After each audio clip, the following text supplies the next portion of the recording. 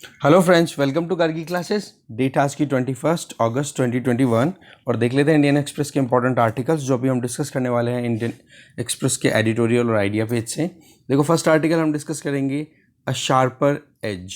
इस आर्टिकल में हम देखेंगे कि यूनाइटेड नेशन सिक्योरिटी काउंसिल में अभी जो हमारे external affair minister S Jaishankar ji के द्वारा जो एक स्पीच दी गई, ठीक है, उसमें जो वर्ड्स थे उन वर्ड्स की डेप्थ को अगर हम समझे ना तो एक स्टोरी निकल के आ रही है जिसमें अफ़गानिस्तान में भी रिजीम आ गया तालिबान का और दूसरी तरफ पाकिस्तान के साथ में हमारे जो रिलेशन थोड़े ठीक हो रहे थे पिछले 2-3 महीनों या 5-7 महीनों में, तो बोलो वो उस पर भी अब डाउट फिर से आने लग गए हैं। वजह क्या है कि अब पाकिस्तान अपनी जो कदम है, एक कहते हैं ना कि टेररिज्म को पाकिस्तान स्टेट पॉलिसी के तौर पर यूज़ करता है।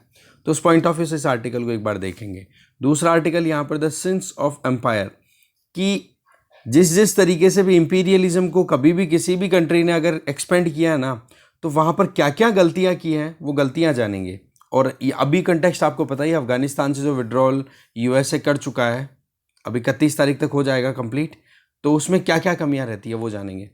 फिर तीसरा आर्टिकल है अ वेलकम रिप्राइव। इस आर्टिकल में बताया कि गुजरात हाई कोर्ट के द्वारा एक वर्डिक्ट या एक इंटरिम ऑर्डर दिया है, वर्डिक्ट तो नहीं बोलेंगे हम, इंटरिम ऑर्डर पास किया है, जिसमें अभी वहाँ पर एक कानून पास किया गया था वहाँ की असेंबली के द्वारा, Gujarat freedom of religion amendment act of 2021। उस एक्ट के कुछ प्रोविजंस को अनकॉन्स्टिट्यूशनल बताया, वो प्रोविजंस जानेंगे और इसके क्या क्या रेपरकशन, क्या मायने रहेंगे वो जानेंगे।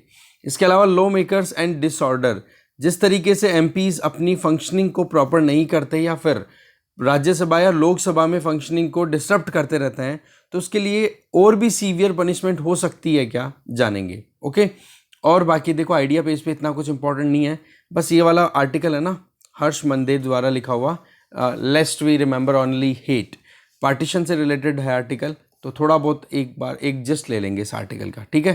तो चलिए स्टार्ट करते हैं डिस्कशन को।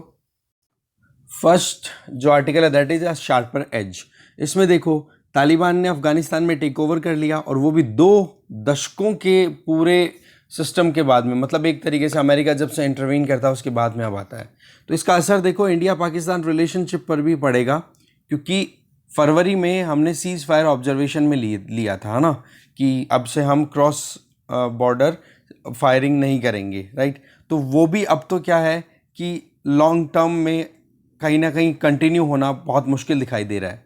दूसरी तरफ पाकिस्तान की आर्मी आईएसआई, इसके रिलेशन जो है तालिबान के साथ में, और पर्टिकुलरली हक्कानी नेटवर्क, जिसके बेसिस पे तालिबान को बहुत ज़्यादा सपोर्ट मिला है कि कहाँ कहाँ पर अफ़गानिस्तान की जो सरकार थी, अशरफ गनी गवर्नमेंट थी, उसकी कमज़ोरियाँ हैं और कहाँ कहाँ पर पकड़ ज़्यादा है।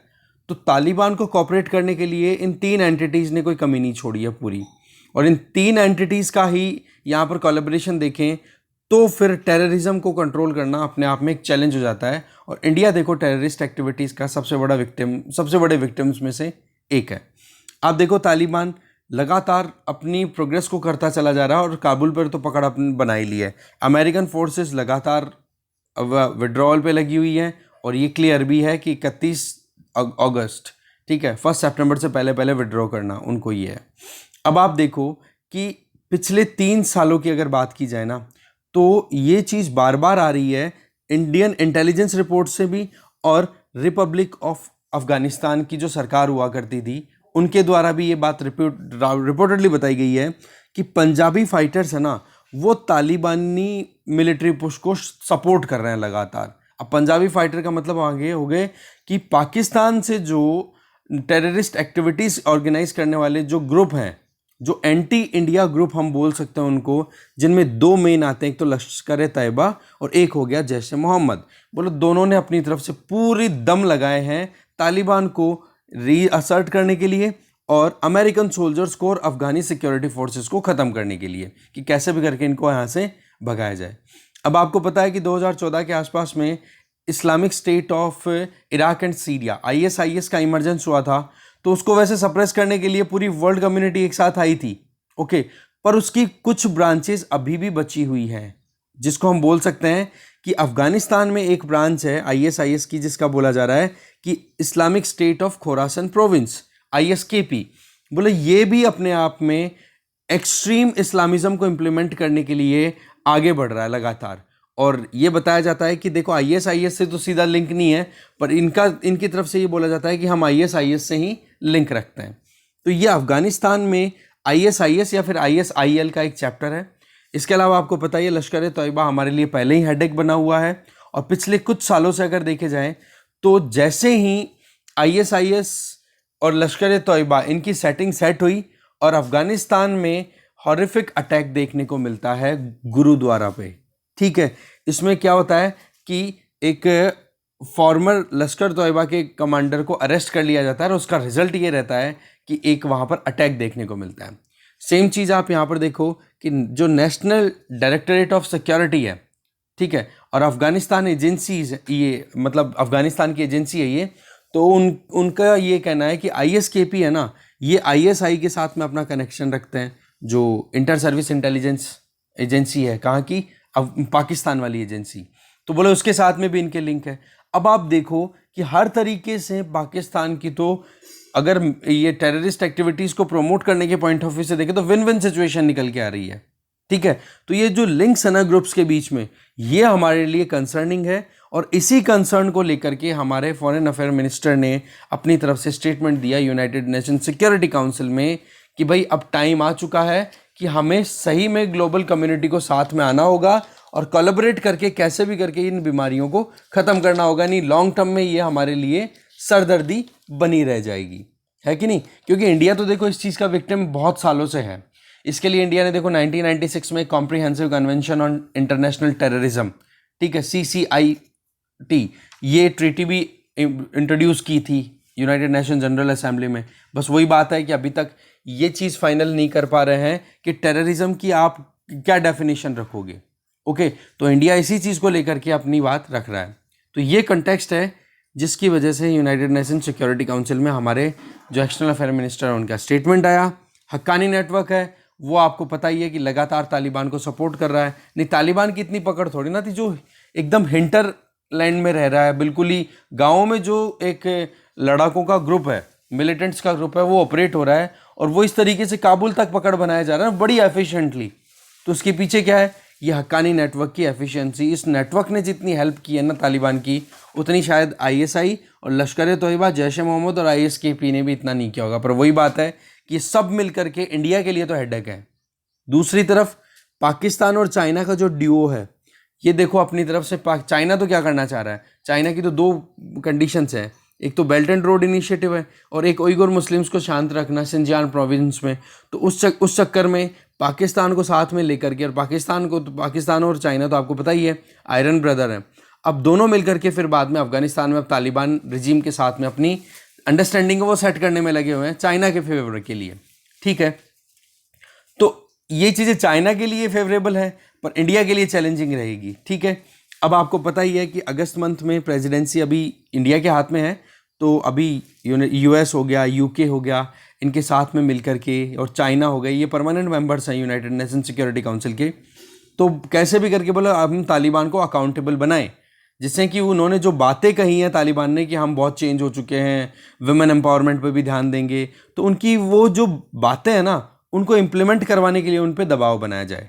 एक तो ये तरीका है। दूसरा, अफगानिस्तान में जो भी कुछ डेवलपमेंट्स हो रहे हैं उनमें आप देख सकते हो कि सबसे मेन जो पॉइंट है वो तालिबान का रूल है, उसी की वजह से हम ये सारा इशू डिस्कस कर रहे हैं। तो एक ग्रेटर स्क्रूटनी की ज़रूरत है कि वाकई में तालिबान जो बोल रहा है वो कर भी रहा है कि नहीं। ठीक है, और यही चीज़ हमारी तरफ से इस डिबेट में, डिस्कशन में हमारे एक्सटर्नल अफेयर मिनिस्टर ने बोला भी है। सिचुएशन देखो नॉर्मलाइज अगर होती है, ठीक है, तो उस केस के अंदर देखो पाकिस्तान के साथ में हमारे रिलेशन कैसे रहेंगे, एक तो वो देखने वाली बात है।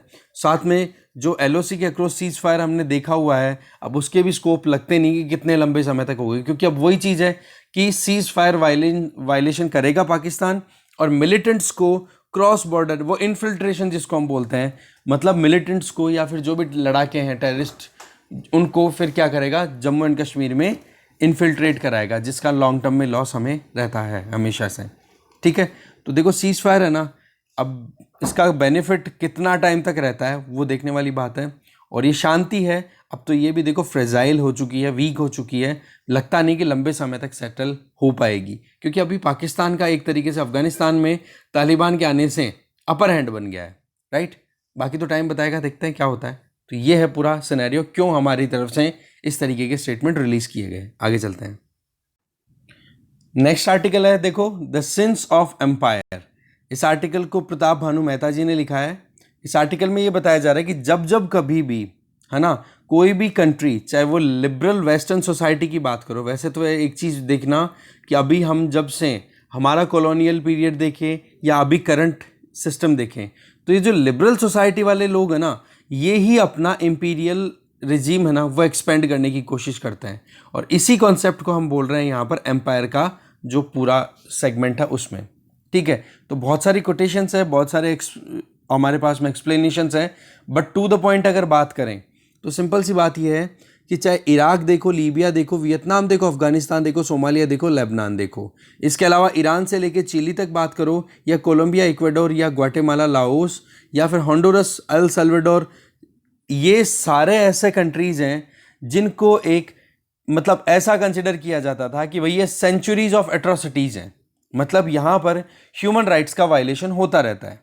साथ में सऊदी अरब, पाकिस्तान, ये दो ऐसे कंट्रीज जो यूएसए के खुद के एम को फुलफिल करने के लिए यूएसए ने इनको यूज़ किया है। ठीक है, पाकिस्तान का भी यही दर्द है कि भाई हमें बहुत बुरे तरीके से यूज़ किया है, इमरान खान के स्टेटमेंट आते रहते हैं।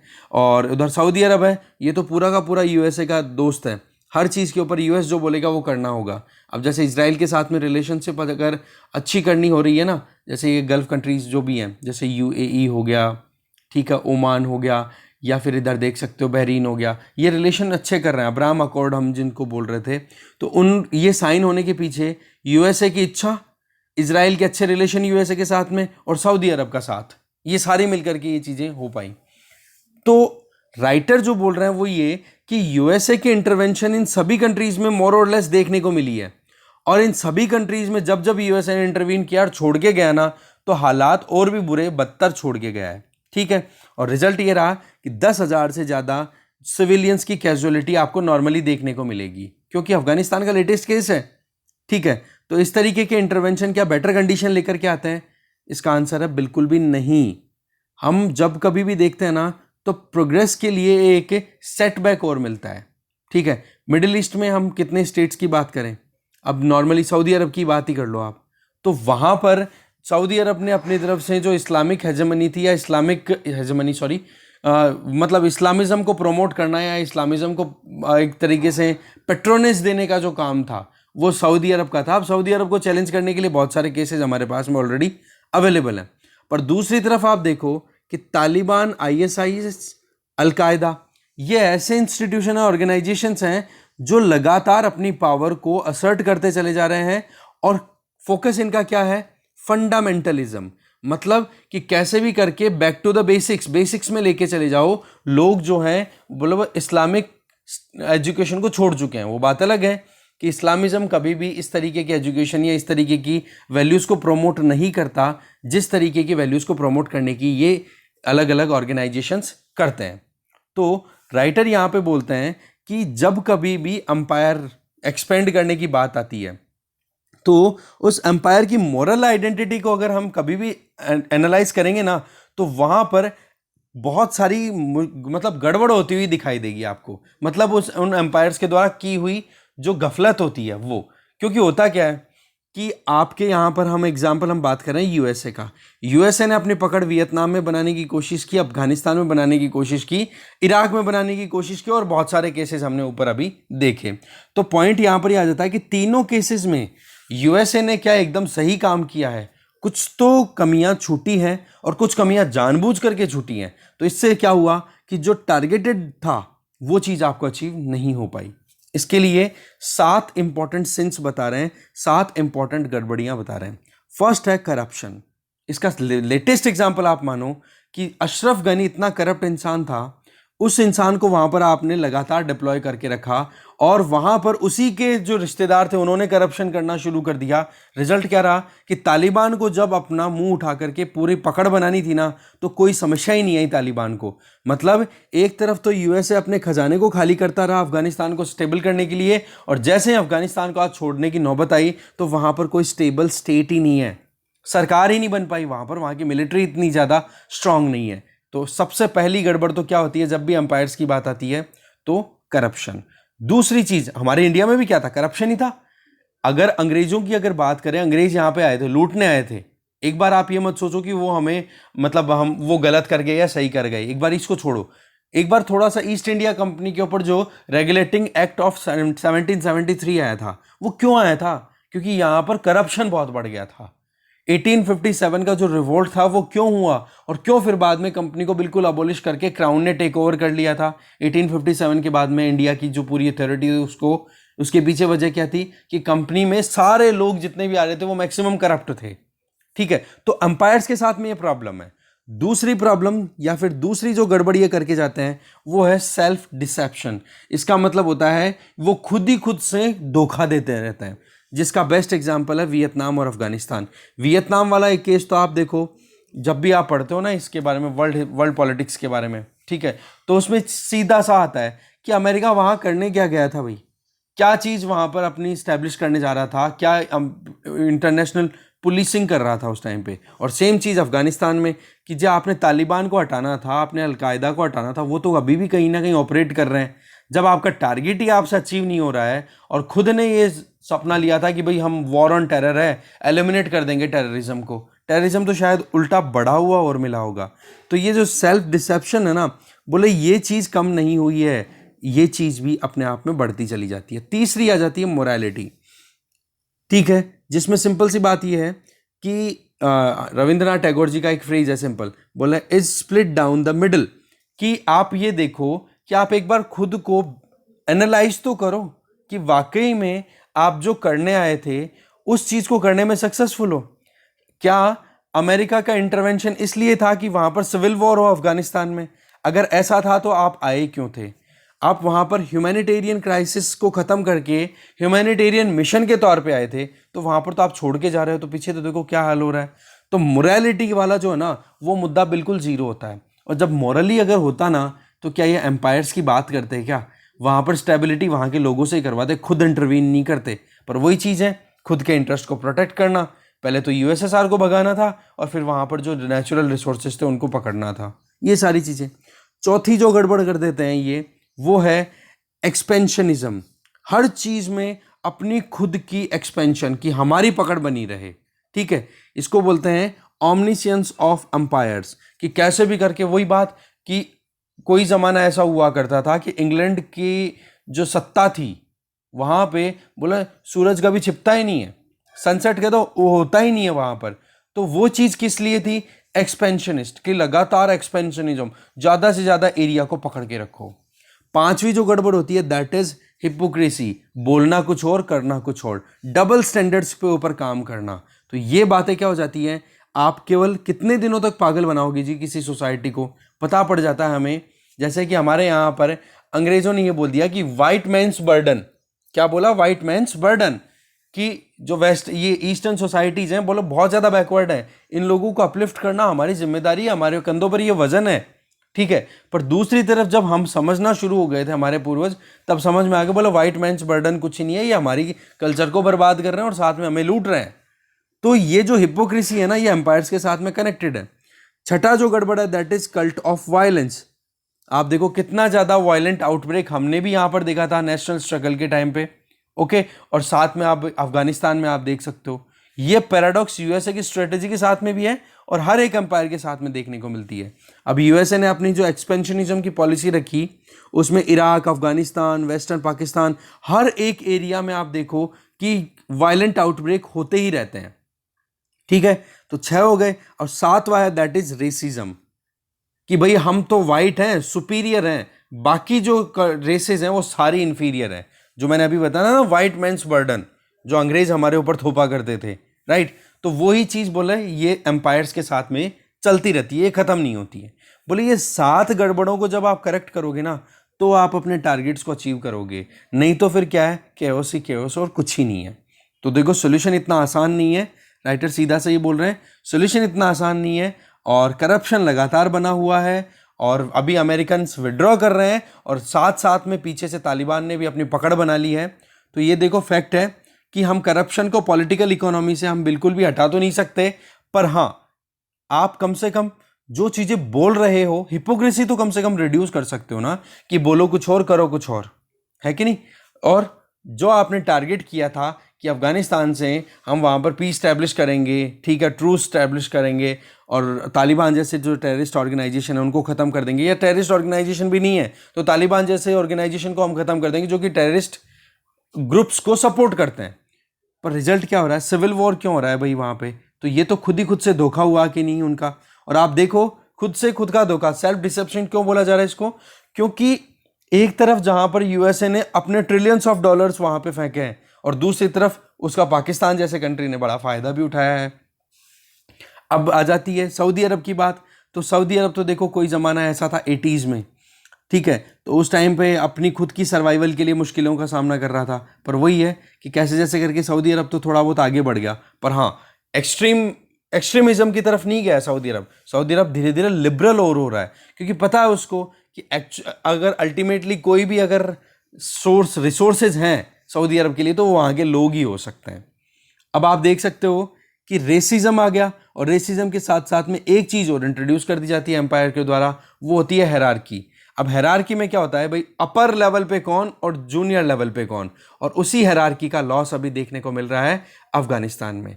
क्योंकि यूएसए के जो ट्रूप्स थे ना, उन्होंने अपने आप को बड़ा स्ट्रांगली असर्ट किया कि भाई हम तुम्हें सिखाएंगे सब कुछ, और सारी जो मशीनरी थी उस पर कमांड भी अपनी रखी। और ये जो अफगानिस्तान के लड़ाकों को, या अफगानिस्तान के जो मिलिट्री पर्सनल थे, लड़ाके नहीं, जो मिलिट्री पर्सनल थे, इनको ट्रेनिंग देने के लिए आए और ट्रेनिंग के टाइम पे इनको पूरी ऑटोनॉमी नहीं दी। तो आज के टाइम पे जब यूएसए के ट्रूप्स बाहर निकल रहे हैं ना, तो इन मिलिट्री पर्सनल्स को अफगानिस्तान में ऑपरेट करना ही नहीं आ रहा है और सरेंडर कर दिया इन्होंने, ठीक है। तो आप देखो, ह्यूमैनिटी की बात करो या यूनिवर्सल लिबरेशन की बात करो, तो ये चीज़ें एम्पायर जब भी एक्सपेंड करता है ना कोई भी कंट्री अपनी, तो बोल के तो ये निकलता है, पर रिजल्ट हमें पता है कि क्या हो जाता है। आज लिबर्टी के नाम के ऊपर जितना कुछ भी चेंजेस लाए गए वहाँ पर, वो चेंजेस को आपने वहाँ की जनता को एम्पावर करने में ना लगाया है एम्पावरमेंट में, पर जो एक्चुअल में तालिबान से फाइट कर सकें, अपने राइट्स को डिफेंड कर सकें, वो तो कम से कम नहीं हो पा रहे हैं ना। तो एक तरीके से नए एरा के अंदर वॉर शुरू हो गए। तो एक तरफ तो क्या है, फंडामेंटलिज्म जिसमें तालिबान का कॉन्सेप्ट है, और दूसरी तरफ आप देख सकते हो जहाँ पर मॉडर्न एरा के अंदर जो एम्पायर्स को एक्सपेंड करने की जो लालसा रहती है, जिसमें आप यूएसए का एग्जांपल ले सकते हो। तो बोले इन दोनों के बीच का जो कॉन्फ्लिक्ट है उसके चलते वहाँ के इनोसेंट लोगों को बहुत ज़्यादा परेशानियों का सामना करना पड़ता है, ठीक है। तालिबान जीत चुका है। अब ये देखो केवल मोरल बूस्टर ही नहीं है, अब वो फंडामेंटलिस्ट जितने भी है ना पूरी दुनिया में, जैसे हमने देखे थे ना आईएसआईएस की बात करो या फिर दूसरे जो भी है, वो सारे के सारे अब इस चीज़ को लेकर के बड़े खुश होंगे कि चलो बढ़िया, एक हमारा भाई जीत गया, अब हम भी हमारे हिसाब से काम करेंगे। तो ये एक साइकोलॉजिकल इम्पल्स मिलेगी उनको, और उसका असर देखो पूरे वर्ल्ड ओवर देखने को मिलेगा हमें। आगे चलते हैं। नेक्स्ट आर्टिकल है ए वेलकम रिप्राइव। देखो गुजरात हाई कोर्ट का अभी जो डिसीजन आया है, जिसमें अभी गुजरात सरकार के द्वारा Gujarat freedom of religion amendment act 2021 लाया गया था। उसमें एक सेक्शन 3 था क्या मतलब 3 है, जिसमें यह था कि कोई भी अगर इंटरफेथ मैरिज की जाती है, इंटरफेथ मैरिज मतलब इंटर रिलीजन अगर कोई मैरिज होती है, और उसमें अगर फोर्सफुल रिलीजियस कन्वर्जन का कोई भी थ्रेड देखने को मिलता है, तो बोलो उस चीज़ को मतलब इस कानून के तहत उस शादी को ख़त्म कर दिया जाएगा, ठीक है। तो इस चीज़ को गुजरात हाई कोर्ट ने बोला कि भाई ये तो कॉन्स्टिट्यूशनल प्रोविजंस के बिल्कुल अगेंस्ट में जा रहा है, क्योंकि ये क्वेश्चन प्रीलिम्स में आया हुआ है, मैं पहले भी बता चुका हूँ कि अगर आपसे पूछे कि राइट टू मैरी है ना, शादी करने का अधिकार आर्टिकल किस में है, तो ये प्रोविज़न है आर्टिकल 21 में, क्योंकि right to life with dignity, right to privacy, ये सारी चीज़ें किस में एनविसाज्ड हैं, आर्टिकल 21 में। और आर्टिकल 21 को आप रोक सकते हो तो केवल एक केस में, और वो केस क्या बनता है कि अगर कोई कानून पहले से बना हुआ है या फिर जो प्रोसीजर स्टैब्लिश बाय लॉ है उसके बेसिस पे आप रोक सकते हो, बाकी और कोई बेसिस पे आप नहीं रोक सकते। आर्टिकल 20 और 21 दोनों को, मेनली 21 की हम बात कर रहे हैं यहाँ पे। तो बात यह आ जाती है कि हाईकोर्ट के चीफ जस्टिस वहाँ पे गुजरात में विक्रमनाथ, और जस्टिस उनके साथ में जो दूसरे जज थे वो बिरेन, वैष्णव, उन्होंने इस चीज़ को स्ट्राइक डाउन कर दिया। बोले कि आप क्या मैसेज देना चाहते हो, ये कॉन्स्टिट्यूशनली एक्सेप्टेबल नहीं है। ये एक प्राइवेट डोमेन में एक इंडिविजुअल, दो इंडिविजुअल्स के बीच का एक पैक्ट है जो अपने हिसाब से वो डिसाइड करेंगे। तो देखो, इसका एक मैसेज जाएगा दूसरे स्टेट्स में जहाँ पर इस तरीके के कानून लाए गए हैं, जिसमें एक तो वो लव जिहाद वाला वर्ड है, वर्ड बड़ा हाईलाइटेड रहता है, ठीक है, पर हम उसको बोलेंगे इंटरफेथ मैरिज, राइट। लव जिहाद वर्ड हम एक्सट्रीम, वो वाली बात हो गई, कॉमन वर्ड है, वो हम नहीं यूज़ करेंगे। हाँ, अगर आपसे इंटरव्यू में कोई पूछ ही ले कि लव जिहाद, तो लव जिहाद को आप थोड़ा सा सोबर वर्ड यूज़ करो, इंटरफेथ मैरिज, राइट। तो बोलो, उस चीज़ को रोकने के लिए कानून उत्तर प्रदेश, मध्य प्रदेश और हिमाचल प्रदेश में पहले लाए हुए हैं, तो उनके लिए भी एक सिग्नल जाएगा, ठीक है, कि जहां पर एंटी कन्वर्जन, मतलब anti religious, sorry, inter religious marriages हैं, उनको आप नल करने की कोशिश करते हो, ठीक है।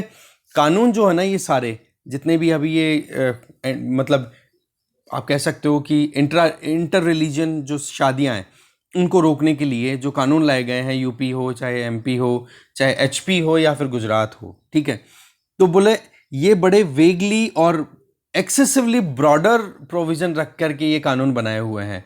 मतलब ये हो गया कि आप दो रिलीजन के दो इंडिविजुअल मिलकर के अगर शादी करते हैं, तो भाई वो खुद की इच्छा है ना, वो रिलीजन चेंज करे या ना करे, ओके। हाँ, वाकई में प्रेशर लग रहा है कि हाँ दबाव बनाया हुआ है, तो वो ऑब्जेक्ट खुद ही कर देंगे ना इंडिविजुअल। मान लो कि एक वुमेन और एक मैन दोनों मिलकर के शादी कर रहे हैं। अब वुमेन ने अपनी इच्छा से कोई रिलीजन को कन्वर्ट किया है, तो उस केस में वहाँ पर स्टेट का कोई रोल ही नहीं आता, क्योंकि स्टेट का कहना क्या है, हमारे यहाँ पर फ्रीडम, जो फंडामेंटल राइट टू रिलीजन है, उसमें साफ साफ क्या कहा है कि पब्लिक ऑर्डर, मोरालिटी, इनको अगर कहीं वायलेट होते हुए या फिर हमारे साथ, हमारे जो फ्रेंडली रिलेशन है किसी कंट्री के साथ में, अगर इन तीन चीज़ों को वायलेट कोई करे, तो उस केस में स्टेट जो है ना, वो इंटरवीन कर सकता है रिलीजन की जो भी इश्यूज हैं उनमें।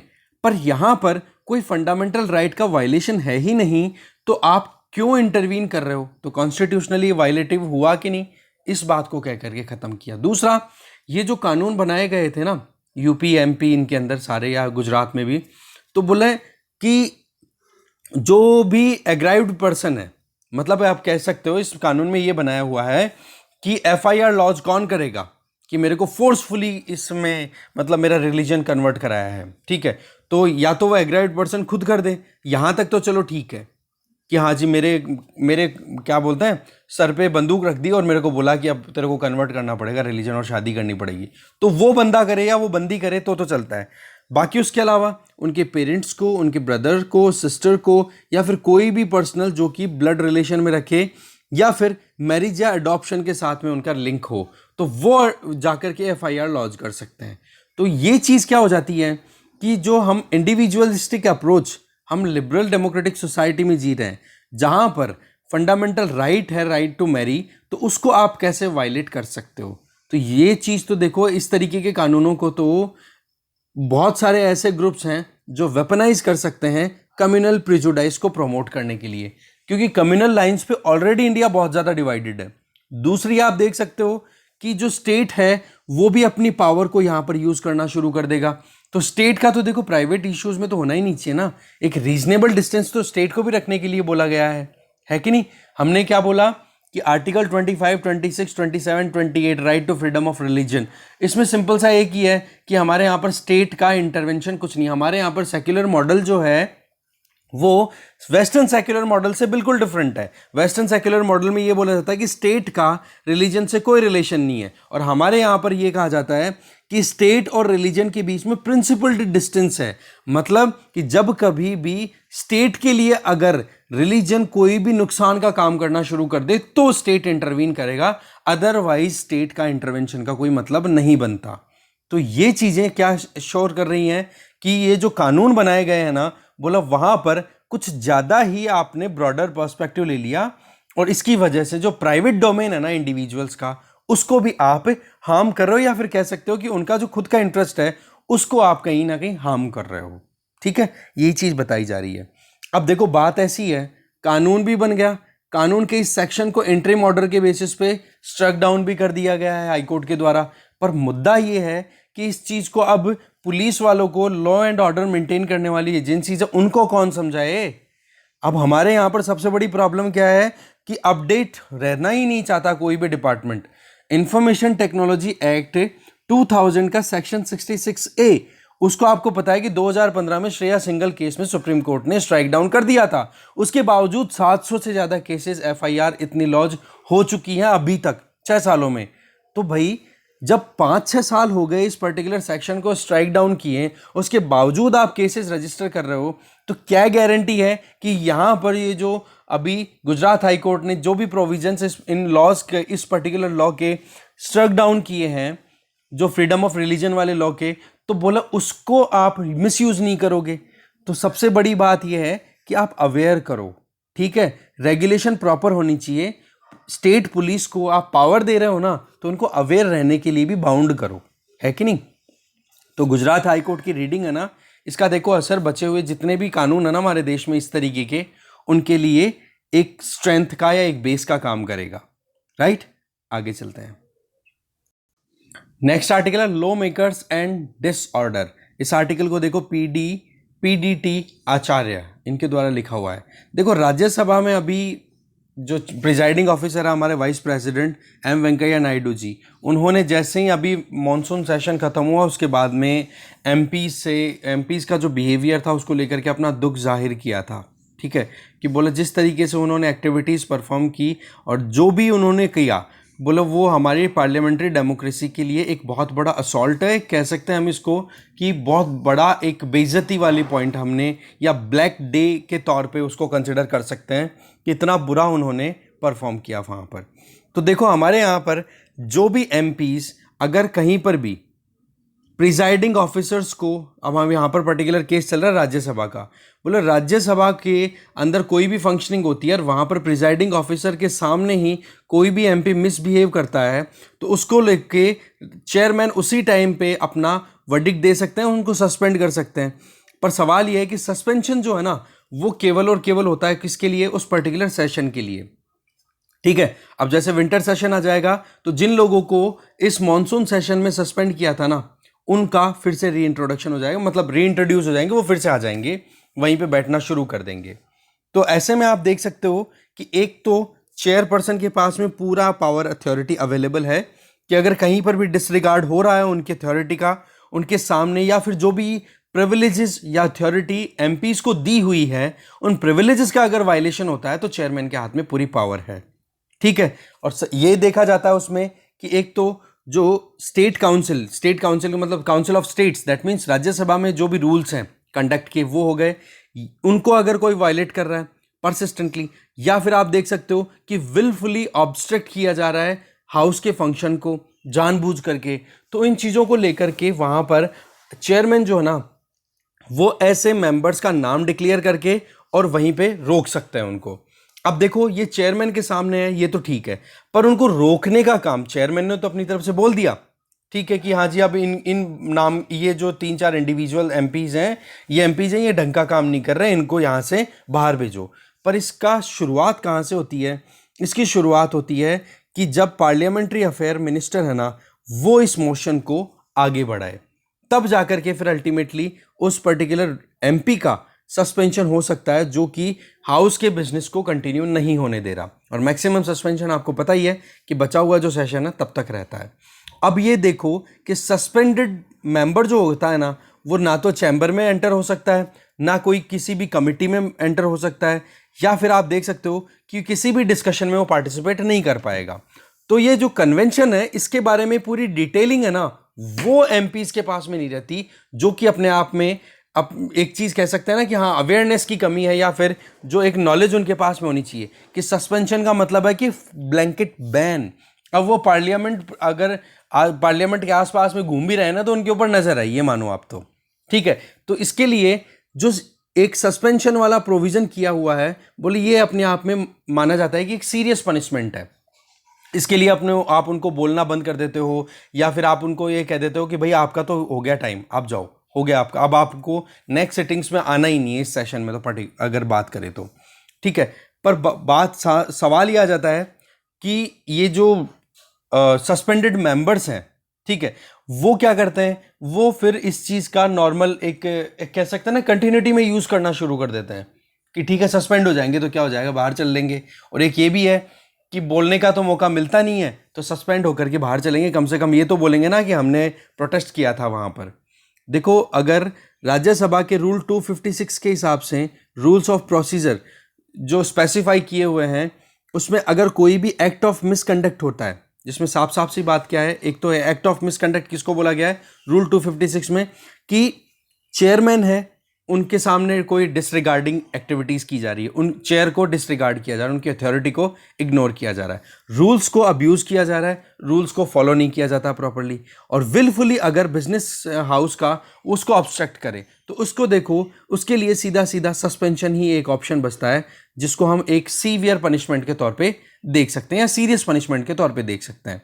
पर आप देखो कि किसी भी एक्ट या किसी भी इंडिविजुअल को, किसी भी फाउल एक्ट के चलते एमपी को अगर आप पनिश कर रहे हो तो वो इमीडिएटली मिलेगा कि नहीं मिलेगा, वो डिपेंड करता है कि वो चेयरमैन की सामने हुआ या नहीं हुआ।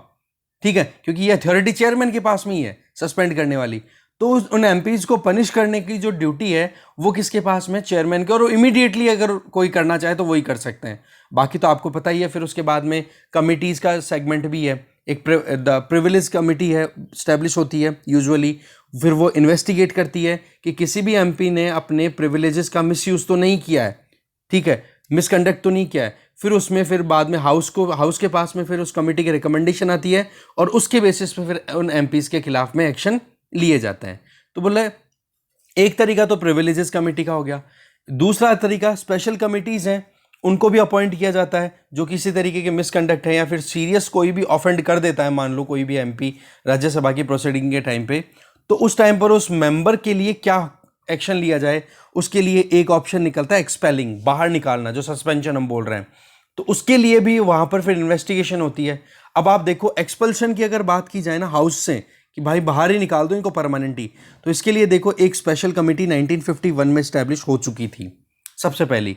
उस टाइम पे ये इन्वेस्टिगेशन करना था एक इंडिविजुअल एमपी जिनका नाम H.G. मुदगल, ठीक है, तो उनका ये था कि हाउस में कोई भी उन्होंने वोटिंग की तो, या फिर जो भी फंक्शनिंग थी उनकी, उसके पीछे उनको कुछ फाइनेंशियल बेनिफिट्स हो रहे थे, ठीक है, तो उन बेनिफिट्स के बारे में जब इन्वेस्टिगेशन हुई तो पता पड़ा कि वाकई में H.G. मुदगल को बहुत पैसा मिलने वाला था, ठीक है, तो वो एक तरीके से मिसकंडक्ट की गिल्टी के बेसिस पे उनका, आप देखोगे कि पार्लियामेंट के जो एक आप कहते हैं ना डिग्निटी है, उसके लिए डेरोगेटरी माना गया। तो इसकी डेरोगेटरी का मतलब बहुत ज्यादा नेगेटिव चीज हो गई थी वो पार्लियामेंट की इमेज के पॉइंट ऑफ व्यू से, तो एक तो उस वजह से उनको एक्सपेल कर दिया था। एक्सपल्शन का मतलब आप जानते हो परमानेंट, खत्म, जाओ, हो गया आपका टेन्योर ही खत्म। दूसरी तरफ आप देखो कि अब यहां पर एक और स्पेशल कमिटी स्टैब्लिश होती है 2005 में, और उस टाइम पर क्या होता है कि एमपीज हैं वो पैसा लेते हुए मिलते हैं कि पार्लियामेंट में वो कैसे फंक्शन करेंगे, बोला उसके लिए पैसा उन्होंने मांग लिया, ठीक है, तो इसके लिए एक स्टिंग ऑपरेशन कंडक्ट कराया गया था एक प्राइवेट बॉडी के द्वारा, जर्नलिस्ट की इन्वेस्टिगेशन बॉडी थी उसके द्वारा, और उन एमपीज को भी एक्सपेल किया गया था कि हाँ वाकई में उन्होंने पार्लियामेंट में अपनी वोटिंग या अपने फंक्शंस को डायरेक्ट करने के लिए पैसा मांगा था। और ये तो इमेजेस भी आई थी, आप देखो कई बार तो इतना बुरा मतलब दिन निकले हुए हैं, मैं उस टाइम पे शायद 12th क्लास में था समथिंग ऐसे कुछ, 2005-6 की बात है, ऐसी इमेजेस आती थी न्यूज़पेपर में, मनमोहन सिंह जी की सरकार ही थी, मतलब नोटों की गड्डियां दे करके एमपी खरीदे गए थे खुलेआम, मतलब पूरी लोकसभा की इमेजेस हैं, वो मिल जाएंगी आपको, एक बार देखना। मैंने पहली बार उस टाइम से नोटिस करना शुरू किया था, मैंने कहा ऐसा क्या होता है, ठीक है। फिर आप देख सकते हो स्पेशल कमेटी है, इनको देखो सारी चीज़ों को देखना पड़ता है कि हाँ कहाँ पर क्या हुआ, किसका कितना, प्रिजाइडिंग ऑफिसर उस टाइम पे थे कि नहीं थे। देखो जब प्रिजाइडिंग ऑफिसर वहाँ पर अवेलेबल होते हैं ना, तब तो उनके हाथ में रहता है कि हाँ किसी भी एमपी को बाहर निकालना है, सस्पेंड करना है, एक्सपेल करना, जो भी है ना, और एक्सपेल तो क्या, सस्पेंड करना बेसिकली। और दूसरी तरफ अगर वहाँ पर प्रिजाइडिंग ऑफिसर नहीं है और उनकी अनुपस्थिति में, एब्सेंस में कोई एक्टिविटी की जा रही है जो कि हाउस की फंक्शनिंग के लिए हार्मफुल है, तो फिर वहां पर ये कमेटी का रोल आ जाता है, स्पेशल कमेटी फिर बाद में जरूरत पड़ती है उनकी, ठीक है। राज्यसभा में अगर देखें तो यहां पर एमपीज को सीवियर पनिशमेंट के नाम पे केवल एक चीज मिलती है, वो है सस्पेंशन, ठीक है।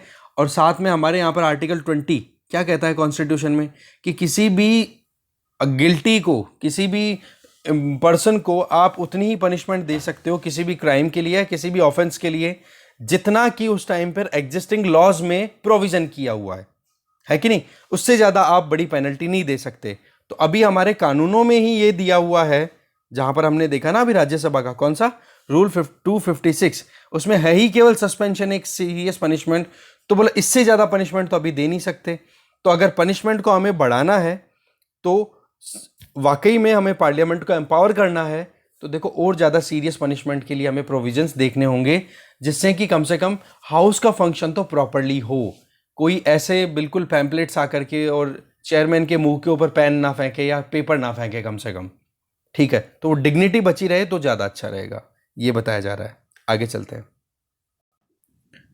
फिर इस आर्टिकल में देखो, लेस्ट वी रिमेंबर ओनली हेट, इस आर्टिकल में ये बताया जा रहा है, शुरुआत तो वही है कि इंडिपेंडेंस से पहली शाम हमारे प्राइम मिनिस्टर नरेंद्र मोदी जी ने 14 अगस्त के लिए बोला कि हम अब से 14 अगस्त को पार्टीशन हॉरर्स रिमेम्बरेंस डे के तौर पे ऑब्जर्व करेंगे, और पार्टीशन में जो भी हमारे लाखों लोगों ने परेशानियों का सामना किया था, बोला उन लोगों के लिए हम एक बार उनको याद करेंगे, ठीक है। बट राइटर यहाँ पर अपनी तरफ से पहले तो एक एनेक्डोट क्लियर कर रहे हैं कि आप एक चीज़ बताओ कि क्या हिंदू और सिख्स हैं उन्हीं को वायलेंस का सामना करना पड़ा था, या मुस्लिम्स भी वहाँ पर इस चीज़ के विक्टिम रहे थे। तो ये चीज़ एकदम क्लियर है कि जहाँ पर जो माइनॉरिटी थी, मान लो हिंदुस्तान की तरफ मुस्लिम्स माइनॉरिटी में थे तो इनको परेशानी हुई थी, और पाकिस्तान की तरफ हिंदूज और सिख्स थे वो माइनॉरिटी में थे तो उनको वहाँ पर ज़्यादा एट्रोसिटीज़ का सामना करना पड़ा था। तो बोलो दोनों कम्युनिटीज़ को झेलना पड़ा था, राइट। तो इसका मतलब ये नहीं है कि आप इन चीज़ों को इस तरीके से अमली जामा पहनाओ या इस तरीके से आप रिमेंबर करना चाहो कि हमारे लोगों के साथ बहुत गलत हुआ था। अजी दूसरे लोगों के साथ भी तो गलत हुआ ही था ना। इसके अलावा बहुत सारे ऐसे हिंदू और मुस्लिम आउटफिट्स हैं जो अभी भी कम्युनल लाइंस के ऊपर दूसरी कम्युनिटी को परेशान करते रहते हैं। तो क्या सभी लोग ऐसी एक्टिविटीज़ करते हैं? तो यही मेन बात है यहाँ पर कि आप याद क्या करना चाहते हो। आप क्या केवल और केवल उन हॉरर्स को याद करना चाहते हो, या फिर उन हॉरर्स को रिपीट नहीं होने देना चाहते हो? दोनों में बहुत डिफरेंस है। अगर आप हॉरर्स को याद करके ये चाहो कि हमारे पूर्वजों के साथ बहुत गलत हुआ, तब तो देखो आप कम्युनल जो हमारे पास में जो रिज है ना, गैप है, उसको आप और राइज कर दोगे। और आप देखो कि उस टाइम पे जो हॉरर थे वो क्रॉस बॉर्डर दोनों तरफ थे, और उसकी वजह से हमारे बहुत सारे लोगों की डेथ हुई थी। तो वो चीज़ हमारे लिए लॉन्ग टर्म में फ़ायदेमंद हो सकती है, जिससे कि हम उन चीज़ों को रिपीट ना होने दें और कम्युनल हार्मनी स्टैब्लिश हो सके। तो यही चीज़ बताई जा रही है। राइटर खुद बोल रहे हैं कि मैं खुद एक ऐसा इंडिविजुअल हूँ जिसके चलते जिसकी फैमिली ने इसी पार्टीशन का जो हॉरर था उसको फेस किया था। पार्टीशन के टाइम पे जब महात्मा गांधी कलकत्ता में जब फास्ट अनटू डेथ, ठीक है, अनशन आमरण अनशन पे थे, तो उस टाइम पर उनसे एक बंदा आकर के बोलता है कि बोले कि आप एक चीज़ बताओ, कि हिंदू था वो, बोला मेरे एक छोटे बच्चे को मार दिया, ठीक है, इन मुस्लिम आउटफिट्स ने, आप बताओ आप क्या करना चाहिए मुझे। तो बोला कि ये एक छोटे बच्चे को उन्होंने बुलाया महात्मा गांधी ने, और बुला करके बोला इस छोटे बच्चे के माँ बाप को हिंदुओं ने मार दिया, इसको अडॉप्ट कर लो, इसको पाल लो आप। तो ये होती है एक ऑप्शन निकालने का तरीका, प्रोडक्टिव मैनर में आगे बढ़ने का तरीका, ठीक है। फिर राइटर खुद भी बोलते हैं कि 2002 में जब कम्युनल आउटब्रेक हुआ था गुजरात में, देखो पॉइंट क्या है, कम्युनल हार्मनी स्टैब्लिश होनी चाहिए, क्योंकि चाहे कोई भी कम्युनिटी हो वो इंडिया के लिए इंटीग्रेटेड है। हमारी जो डाइवर्सिटी है, रिलीजियस डाइवर्सिटी, हम उसको बिल्कुल भी नहीं छोड़ेंगे। हमारा जो सेक्युलर थ्रेड है हमारे कॉन्स्टिट्यूशन का, हम बिल्कुल भी नहीं छोड़ेंगे। हमारे प्रीएम्बल में भी ये मेंशन किया हुआ है क्लियरली, अब तो 42nd कॉन्स्टिट्यूशनल अमेंडमेंट एक्ट के बाद से। तो इन चीज़ों को हमें अपलिफ्ट करने की ज़रूरत है। फिर तो देखो पॉलिटिकल इश्यूज़ हैं ज़्यादा, उनको हम ज़्यादा इतना ध्यान नहीं देंगे उन पे। जो मेन पॉइंट था वो मैंने आपको बता दिया, ठीक है। तो इस डिस्कशन में इतना ही था। Thank you very much.